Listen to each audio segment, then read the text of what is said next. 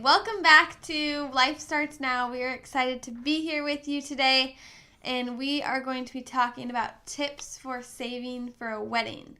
We feel like we're at the age, especially where lots and lots of our friends are getting married, or they're newly married, or they're getting engaged, and we have had several people asking us tips financially on how to pay for a wedding. Especially if most of that financial responsibility is on you and your hubby or wife-to-be. So we were married, most of you probably know, 2.5-ish years ago. So we were probably not ones to take a lot of this advice. However, since getting married and going through separating our finances from our parents and merging into one and learning all the things that come with that and going through our debt snowball and things like that, we feel like if we were to do things over and get married now, these are the steps we would take in order to secure ourselves financially to start off a marriage in a good place with that. So we have just a few tips for you tonight that we're going to start out with. Sweet. Tip number 1. Yep. Go ahead. Okay, alrighty. I thought you were supposed to do number 1. Oh. You said, I'll start it off. Okay, we got tip number 1 coming at you. Creating a budget. And this should come as no surprise to any of you because we have talked about budgeting lots before this episode, and so naturally our first step for saving for a wedding is going to be creating a budget. It's the most important step. You need to know how much you are going to spend on your wedding in order to make sure that you don't overspend. If you don't follow a budget, you will spend way more than you anticipated. Please understand that from experience. And a budget will help you stay on track to how much you want to spend, and it'll also narrow down your choices because when you go to find venues and food and all these different elements of putting a wedding together, we have so many options, and the options are literally overwhelming, but you can limit it down and narrow it down to a manageable amount just simply by knowing how much you want to spend on X, Y, Z. Yes, well said. And if you've listened to any of our other episodes, you know that one of the most important steps to becoming debt-free, therefore the most important step for financial freedom, is to create a budget. And so this is going to be your first step. Make sure you know exactly how much you want to spend. If you can, do the best to not go into debt with this. Highly recommended. So. Mm-hmm. For sure. Yep. All right, another tip is to create a must-have and a want list. Now, this will help you with your budget, and this will help you be able to take things out that, let's say we go over budget a little bit, and then we look at our want list and say, okay, this is the stuff we have on our want list that we can have the wedding without. What can we take out to stay within budget? So, talk to your spouse, get together, put down a want, like I absolutely need this, and then this I want, but I could live without. Now, there are so many people are different personalities and things, and so like some of the things that we had were like I wanted like a Minecraft cake, Want. Well, that was a want, definitely a want, not a need. And if you're gonna ask, he did get it. I did. It was like my gift, so that's good. Yeah. That's good. So, and then like a want was 100% for me would be a photographer, videographer, 2 separate ways for me to be able to capture my day and play it back in both video and photo. Mm-hmm. To me, something like that is more of a need to me. Yeah. Oh, I meant a need. I'm sorry. I meant that was a need. That was on my need list. And to me, that's something that is, timeless and it'll last forever. And for, let's say, a want for us would have been, more expensive decorations or more flowers or things like that that were just going to impress people on the day, but not something that I would take home with me to be able to remember. So separate those wants and those needs, and that will make it a little bit easier for you guys to budget, and then put together stuff that you absolutely need to have in your wedding. And that way you can find out how much you want to spend on each one of those things to come up with your budget. Yeah. The next tip we have is it has everything to do with your registry. And everyone's in different spots with this because for us, we were coming off of college living straight into getting married and then living together and combining our stuff. However, we didn't have a lot of like the typical things you'd find in like a home. We had all of the crappy college cheap old apartment dirty living, college style dorm looking so we stuff. Didn't have a lot. There's actually kind of a lot that we wanted and needed. But make sure when you're going to put things on your registry, we found it helpful to make it clear and not to go overboard, because what you don't want is to end up with a bunch of stuff that you're not going to end up using, and it's just going to take up space in your garage for years to come. And besides that, if they're not getting you a physical gift, then they are most likely getting you like a gift card or cash, which is going to also be very helpful to help boost you in the start of your financial life together. So Yep, 100%. And this, you could also make a want and need list for this as well, but I would highly recommend doing a need list, and then when your need list is done, specify that you want cash. If you're in a position where cash is valuable, I mean, nothing beats cash, because you can use it for whatever you want. And then if you do get everything on the registry for the things that you needed, and then you find out you needed something else, you can take that cash and go get what you needed, what you didn't think you needed at first, but what you ended up needing later on. You can also use that cash to help pay for the wedding as well. So I know there's a lot of people who are going to do some homemade stuff, and that's great. But if you're in a spot where money is very valuable to you, I recommend just putting it on there and say, hey, if you can't find anything on the registry to get us, this is everything we need. If you can't find anything, cash is perfect. It reminds me of that Office episode where Pam and Jim were basically saying, we want cash. We need cash. Everything. We love anything you can get, or just give us cash. That's all we want is just cash. So, but make that clear, because a lot of people might put together something and then it's not something you need, but the thought's there and everything. But cash is important. Really helps you out later on. So another tip would be now I'm totally cool with this. This has to do with personalities, but to shop at resale boutiques and wedding consignment stores.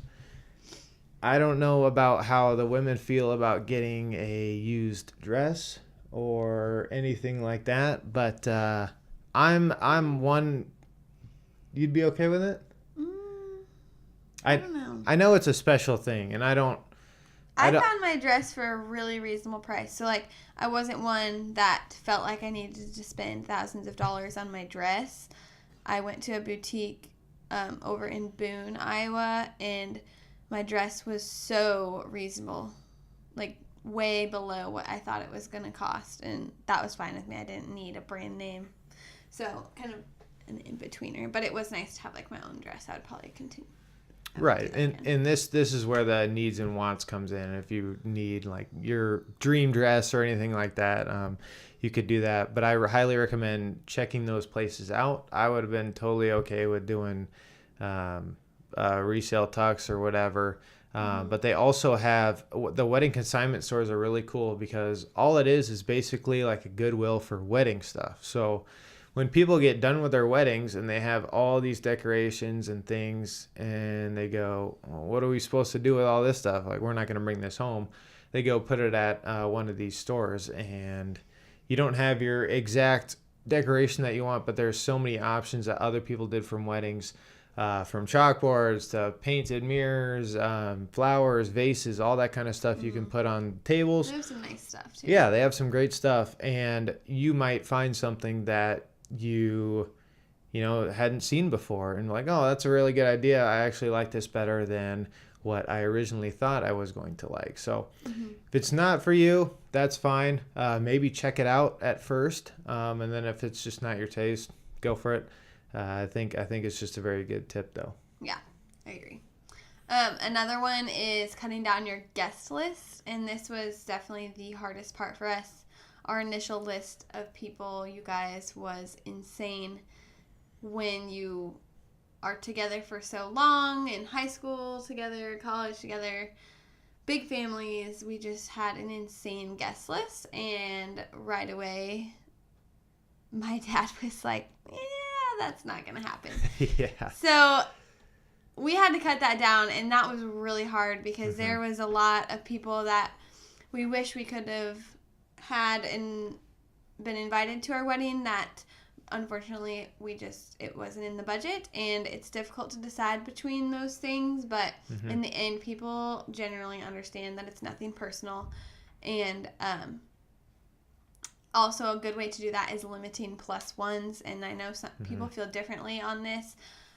However, being people who were fresh out of college with lots of friends with new boyfriends or new girlfriends or on and off relationships or singles, just inviting a date just because they wanted to come with a date, but they actually knew a lot of people at the wedding. So taking that into account, people were super understanding for those things. Generally, rule of thumb is you can kind of account for $100 per person overall budget, and that includes everything from facility to decorations to food, etc. Ours definitely ended up being under that by a lot, so there's ways to cut out in certain places for sure. But yep, definitely. Yeah, that's one big spot. Tip number 6, this is my favorite tip, has to deal with photography and videography. There are a couple ways to go with this one. If you're looking for an experienced photographer or videographer, somebody who's got a little bit more, weddings under his belt, has done it a couple times, it's going to cost you a little bit extra money. Don't be surprised if the packages seem pretty high.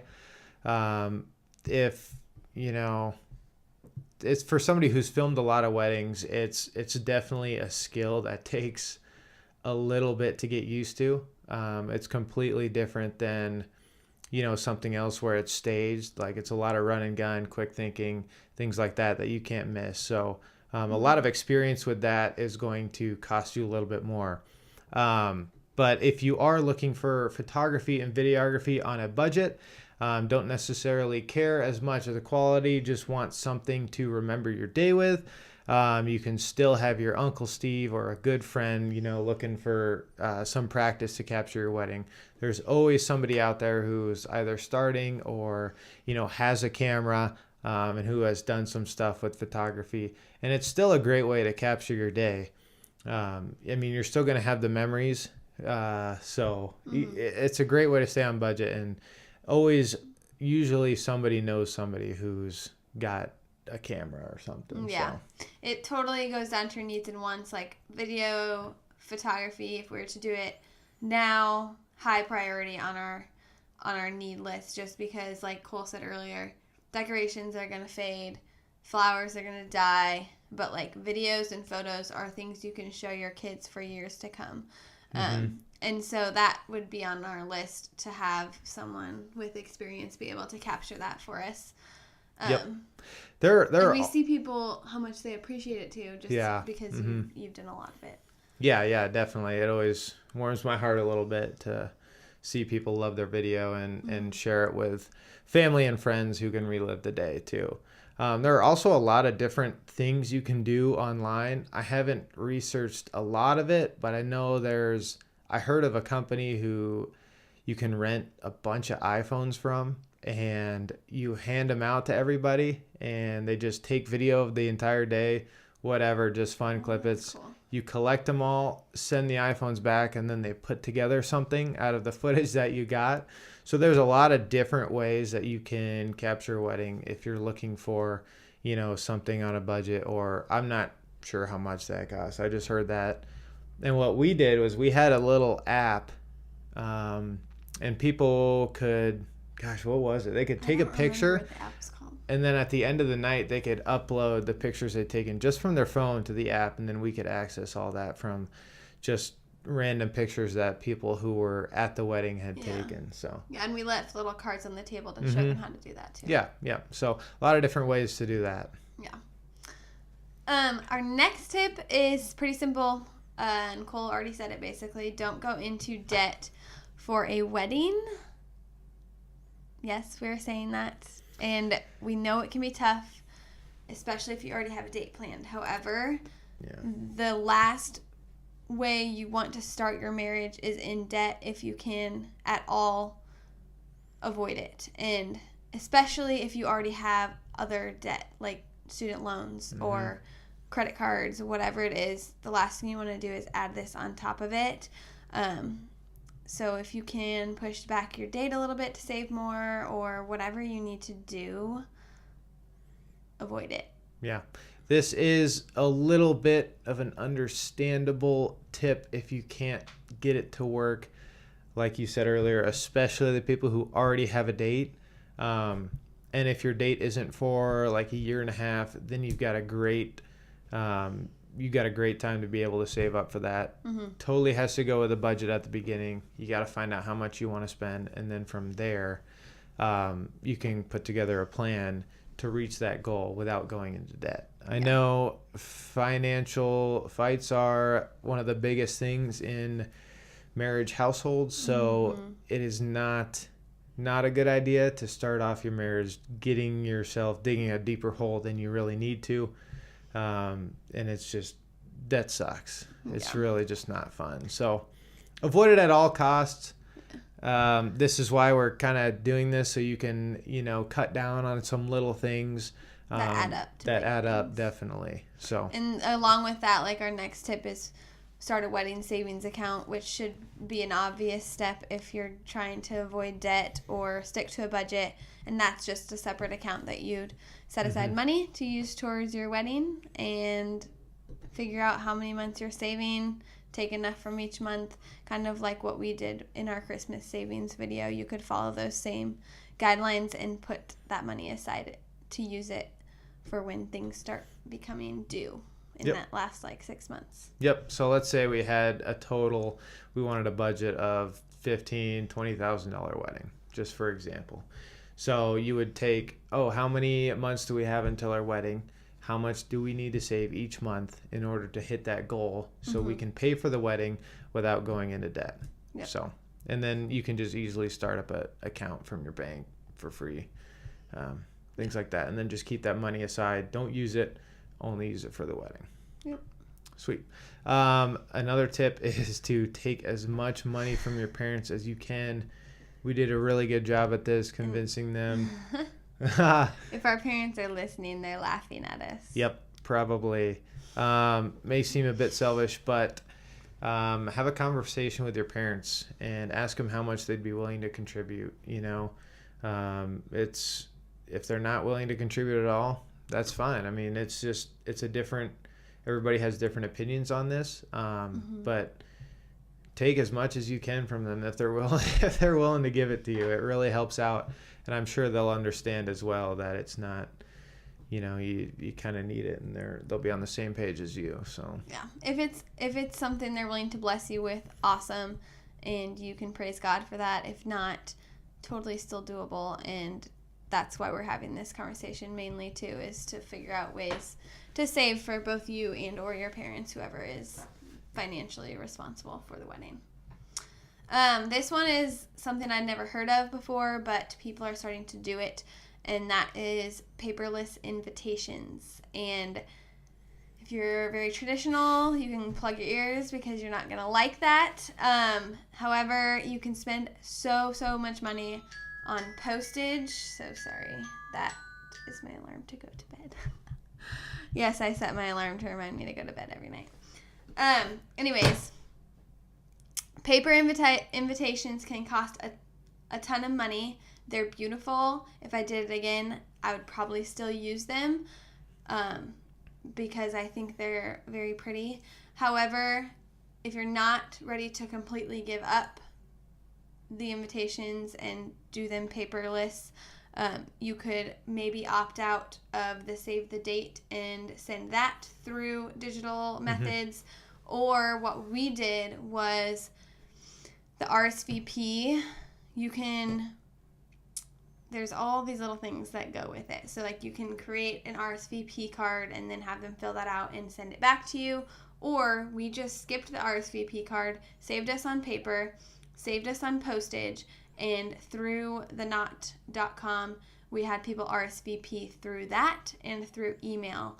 And that was awesome because actually I think we set up a separate email for our wedding, and people just RSVP'd to that, and it saved us tons of money on stamps, postage, envelopes, and extra printing. So there are ways to limit it without totally doing away with it altogether.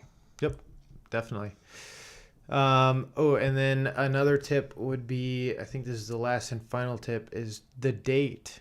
If you already have a date, you're out of luck for this one. But the high seasons for weddings, as in the most popular, most expensive seasons, are May through September. If you're flexible and you can find a way around this to do it, it's going to cost you a lot less. I know you're not going to get your beautiful green grass, maybe if you're here in central Iowa, but that's something you're going to have to sacrifice for venues not costing as much and all that kind of stuff. So. And I've seen so many weddings that are just so beautiful in early spring and fall and winter with the snow falling, and there's a lot of beautiful ways you can do it if you can avoid it. Our situation, we basically had 2 weeks out of the entire year to choose from because of Cole's football schedule. So ours happened to land smack dab in the middle on July 16th. Pretty so hot that month. didn't help us. But just ask your venues, because she even told us, like, if you do it late July versus early July, that does make a difference in the price. And just ask them for ways to save, because they're willing to work with you sometimes. If it's possible, we understand completely. The amount of flexibility sometimes varies. So. It's tough too. And another thing you can do is have the wedding on a Friday or a Sunday as well. Those 2 days aren't near as expensive or busy for places as well. So as a videographer, Cole loves Friday weddings. I do like Friday weddings. Friday weddings are great. So yeah. Stick with the Friday weddings, people. Saturdays are great, but I think another one that we didn't talk about is venues. I didn't have it written down, but I didn't look too much for a venue. Do you want to talk about that a little bit? I know with having a lot of people invited, it was kind of tough to find one for space. That was big enough. If you know somebody who's got, I don't know, barn, tent, anything that they can be willing to donate would be great. Yeah.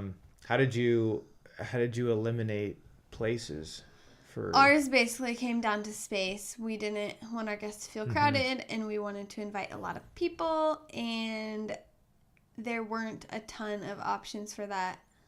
So and it just came down to reasonably priced too. That wasn't going to completely break the budget. And our place did not have a rental fee. It basically had a per head fee, and that included using a lot of their decorations, tablecloths, napkins, some chair covers, the servers serving the meals, and etc. So it covered a lot of costs that otherwise would have had to been separate. So that helped us. Yeah. And that's something you need to think about as well. If you're doing somebody's barn or backyard or whatever, you will need to come up with the costs for the chairs and the tables and Chair the covers. Decorations, chair covers. Catered. Yeah. They're the good thing about where we did ours was they had all of that, taken care of in the cost. It was easy for us to, everything was all in one thing. We didn't have to worry about doing all this other stuff as well. So that's just an extra thing to think about if you're not, and then also ask them about their food prices, would it cost extra if we had somebody else bringing in, which brings us to food and alcohol. Food and alcohol. If you want, alcohol's obviously going to be like crazy expensive depending on that's a whole other subject. That is a whole other subject. I don't know if you want to get into that. Okay. Well, that just varies a lot between it does vary. Needs, wants. Are you willing to help pay for a part of it for your guests or not? Open bar, closed bar. Lots of thoughts. And food, what I've heard was buffet is cheaper to do for food wise. Okay. It's more expensive. It was more expensive for us, but everywhere I've heard and looked online, buffet is cheaper. Seriously? So, yeah. I think it depends on who. For a buffet where we had ours with our place, it was way more expensive. Everywhere we looked, buffet was more expensive. Okay. So apparently that just depends on the place. So don't take our word for that. You're going to have to, I guess you'll have to look into that one by yourself. But food is another option. Yeah. So that's why we did single serve, was because it was, I think a buffet was a lot more extra. So just something to think about as well, food wise. So lots to think about. Yeah. If you're planning a wedding, have fun, because it is an awesome, don't let it be a lot, because it's supposed to be like the most exciting time, and everything will get done. I promise. It's fun. It's supposed to be fun. So have fun with it. Yeah. It's a lot of planning. I didn't do really much. You did mostly anything. So, it's a lot of stuff for one day, but it's a very special day, and worth it. Worth it. Yeah, definitely. Then you can do this when you're done, when you're married for 2 years, you can start your own podcast. All right. So that's all we have for our tips about saving money for a wedding. If you guys have any extra tips, questions, concerns, anything, post them on our social media, post them in the comments of the YouTube section. Email us at startingyourlifenow@gmail.com. We're everywhere on our social media sites, whatever. If you didn't agree with some of these, let us know, and we can talk about it. But we really hope this episode has brought some value to you. And if it did, that'd mean the world to us if you give it a like or a share. Help spread the word. If you know somebody who's getting married soon, this might be a good video for them. Or not, whatever. Up to you. So, with that being said, thanks a lot for joining us this week, and we'll see you guys next week.